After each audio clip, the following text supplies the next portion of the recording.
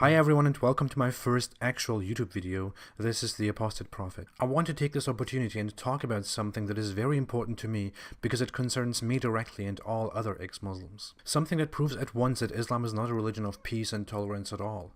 Something that every person who is confronted with Islam should know. Now let's think a bit.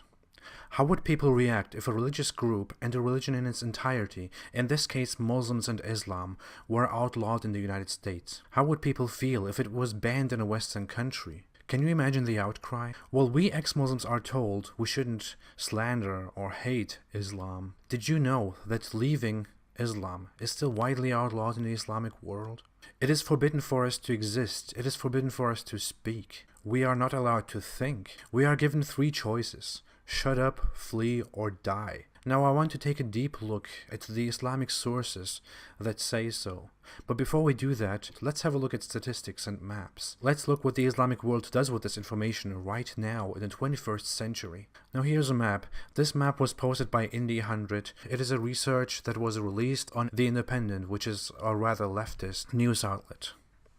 We can see here that the death penalty for apostates is still existent in 13 countries. In some of these countries, it is directly the law of the country itself. In others, it is a law in its lower jurisdictions, in its lower states. All the countries in which the death penalty for apostasy or outspoken apostasy is allowed are here: Afghanistan, Iran, Malaysia, the Maldives, Mauritania, Nigeria, Qatar, Saudi Arabia, Somalia, Sudan, the United Arab Emirates, Yemen, and Pakistan. Now in some of these countries, as said, it is not the law of the country itself. Nigeria, for example, is not an Islamic state, but Nigeria has 12 Islamic or predominantly Muslim states. In those states, there is a Sharia court which has the ability to judge according to the Sharia, and the Sharia requires the death penalty for people who leave the religion or for people who commit blasphemy. In Pakistan, the situation is a bit different.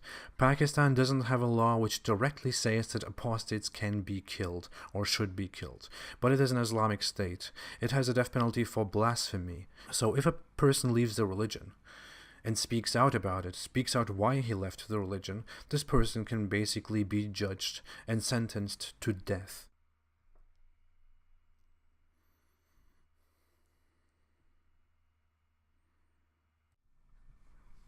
There are other countries in which the law or the laws of lower states and regions don't explicitly say that the death penalty can be applied to people who leave the religion, but in which lower authorities and lower states made such judgments before and are still practically able to make such judgments.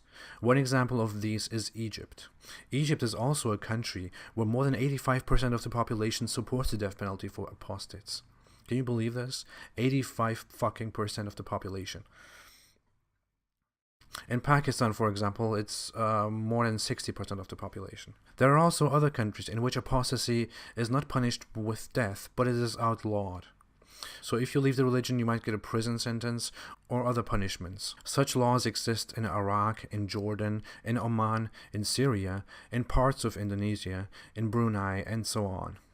Other than laws in countries, we see in these statistics that a huge amount of Muslims and huge amounts of Muslims in different predominantly Muslim countries support the death punishment for ex-Muslims, for people who leave the religion and people who make it public that they left the religion. Even in Turkey, the most moderate, the most modern, predominantly Muslim country, people who support such punishments are more than 10%. And I got lots of death threats before in Turkey. I was very outspoken about my apostasy when I was there, but I was still careful because you never know what people you are around. Another thing is that even if some people tolerate apostasy, they will not tolerate you talking about it and committing blasphemy. Because when you tell other people why you left the religion, you will commit blasphemy anyway. And that is punishable in most countries that don't punish apostasy at all. And it is very offensive to other people who don't really think that apostates should be killed, but think that blasphemers should be persecuted. And those are the vast majority of the world Muslim population. Now, is this a coincidence? Do you think one person, a Jewish, white, male, Arab, fake Muslim, created such rules and the whole Muslim world just adopted it by mistake? Or is it just unimportant or irrelevant that these countries are predominantly Muslim countries? Well, of course not. If you look at history, we can see that in the Ottoman Empire and in other Muslim countries and empires, the death penalty had been applied in the past. The death penalty, along other punishments, was the appropriate punishment in former nations like the Abbasids, the Umayyads, the Seljuks, the Ottomans, the Rashiduns, by which we refer to the first 4 caliphates after Muhammad, and by Muhammad himself. Which brings us to the next thing. Of course, it is not a coincidence that all these countries are predominantly Muslim countries and have such laws, because the religion itself says in these sources that apostasy should be dealt with death. Muhammad himself said this in several quotes. Here, in this example, he says that everyone who leaves the religion should be killed.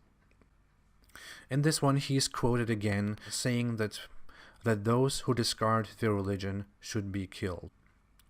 In this one quote, which is very interesting, it even says that Ali, the son-in-law of Muhammad, burned a person who left the religion, and then another one came and said that burning is not the appropriate punishment, but that they should just be killed. And here in this very authentic hadith, a narration from the Prophet Muhammad himself,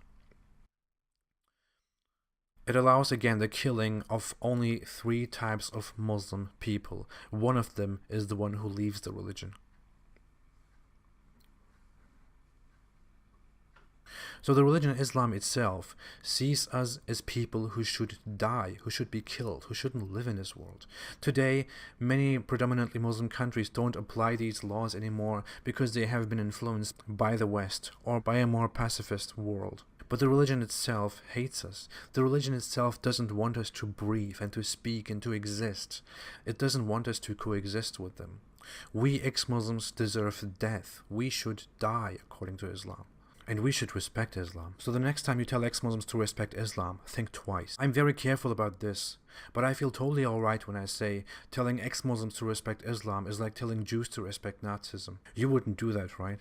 Thank you for watching. Don't forget to subscribe. Don't forget to follow me on social media. The links are in the description. And if you want to support me, you can support me on Patreon to make this whole thing much, much bigger and spread the word. We will see each other again in another YouTube video next week.